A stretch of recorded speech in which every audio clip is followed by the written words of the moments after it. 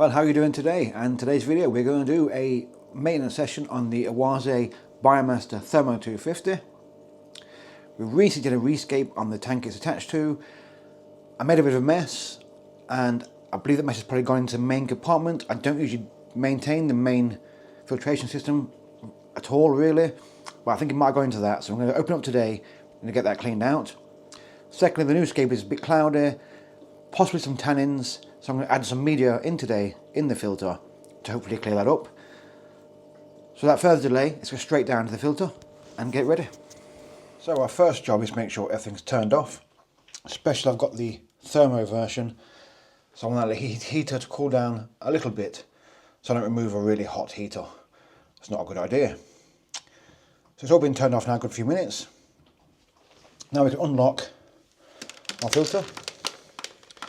Little blue tabs, just push them across. That unlocks your filter, so now water can't come out and be siphoned out and make a mess.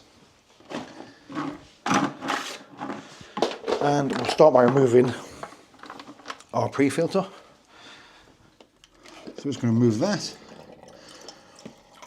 Yeah, so that's our Oase pre-filter. If you've never seen one of these, I thought I'd quickly show you. It's one of, if not the,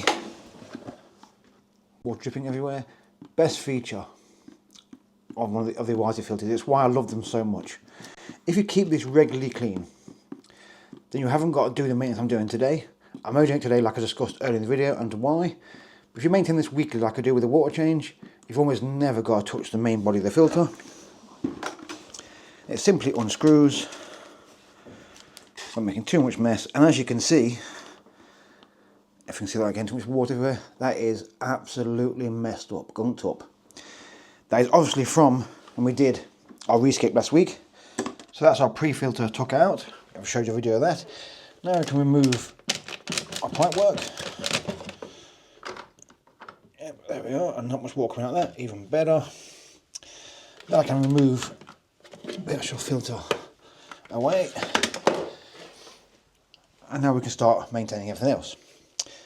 So you can lift the handle, twist our heater. This filter actually needs a bit of a wipe on top as well. It's getting a bit dirty. And there we are. So that's your heater out.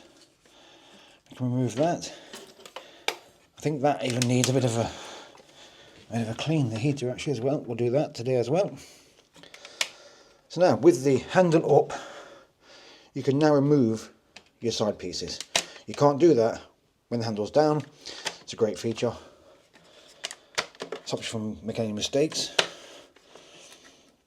Now we can move our main head, which has probably been here a while because don't do this that often. And there we are. We have our filtration. So you've got a first basket. It's this one here. This is kind of, as you can see, if you can see that on camera there now, yeah, it is quite gunked up. So we need to give that a good clean. Just going to move this tray somehow. It's actually all completely gunked up. Not easy to remove actually. It's so gunked up actually because I've, like I say, the rescape definitely did us any favours. We'll do that in a second. There we go. We've got our second basket, which is not too bad. Yeah, it's not too bad. So I imagine most of it's been caught by that initial basket. And then the third basket I've got some biomedia, which I'll give a quick rinse. I've got some Purigen, which is now obviously definitely well spent. And I'm going to replace that today with something, it's not Purigen, it's something very similar, something I got lying around. I need to recharge this and put it back in eventually. And that's your 3 baskets. So this next part has always been something that I've not been 100% sure about actually. Do you or do you not get rid of that water? Previously, I never have. Today I'm going to do it. I don't know why. Maybe if you're in out there, you know, is that important to get rid of this water or not? Let me know in the comments. So I'm going to grab this, take it to the sink, empty it out. So we emptied it anyway, just to see. And then you've got a second tray of biomedia, which I actually forgot was even there. I'm going to pop these back in. So I need to give them a quick rinse. I don't want to be doing it too harsh of a clean, to be honest.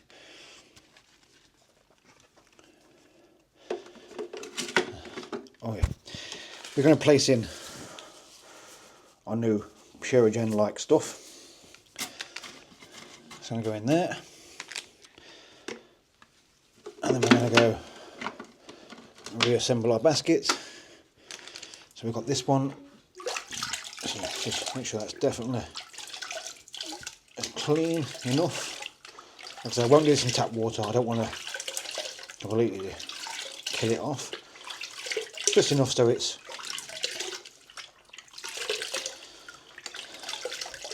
most of that crap is out of it. And as you can see, the water filthy, so it did need a good clean. Put back on our little crazy tray thing that gave me so much hassle a minute ago.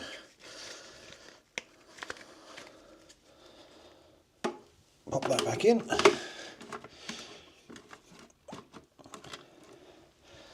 And that is our filter cleaned. So now we're going to reassemble it and get back together again.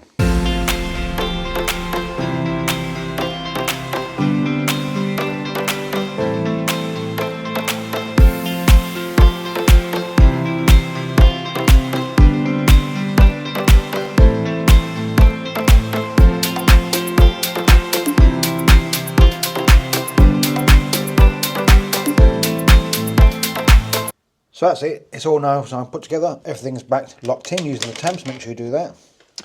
Heater's back in, pre-filter's back in, pipes are connected. I don't need to clean the pipes today because I cleaned them very recently, and that's it. All it remains to do is to prime the filter. Now you might be asking yourself, but why is this filter outside of the aquarium? This cabinet was bought before this, it doesn't fit in this cabinet. Total disaster, but it's the best I can do right now until I get a new cabinet. So if anyone wants to sponsor me on a Oase escape line cabinet, please do so. Only messing.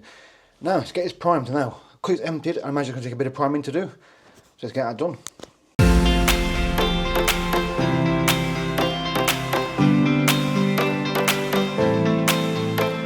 So I think I've actually forgot to do, I was trying to prime it, made a bit of a horrible noise.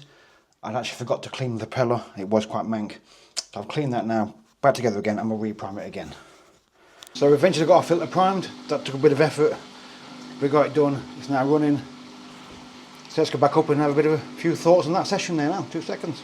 So yeah, a few teething issues there actually. Yeah, it's always hard to do this on camera, and I made a bit of an error there now. The priming thing was a bit strange. I usually don't empty the filter. Maybe that's what it was. Or I think maybe at some point I was a bit too rough with that prime button. I might have slightly damaged that. I don't know. It didn't prime as easy as when I first bought it. Solution was to take out the pre-filter, put in a jug of water, put it back in, re-prime, turn it on, and everything worked perfectly first time. So I'm not 100% sure what the issue was, but it's fixed, it's working, it's back to normal, it's all done. I am absolutely wrecked after doing that and doing it on camera, but I love doing it. I hope that you guys have found something useful from that. I hope you've seen something that interests you and maybe thought, maybe I'll get an Oase filter. Maybe you've got one and you thought, yeah, I've got the same issue. So if you hear that horrible gurgling noise, just like a grinding noise, that's your propeller. It's dry, it needs to be primed properly. If it does that, keep going, repeat, prime, repeat, until that noise is no longer there. That's it for today guys. I hope you enjoyed this video. Take care, see you later, bye bye.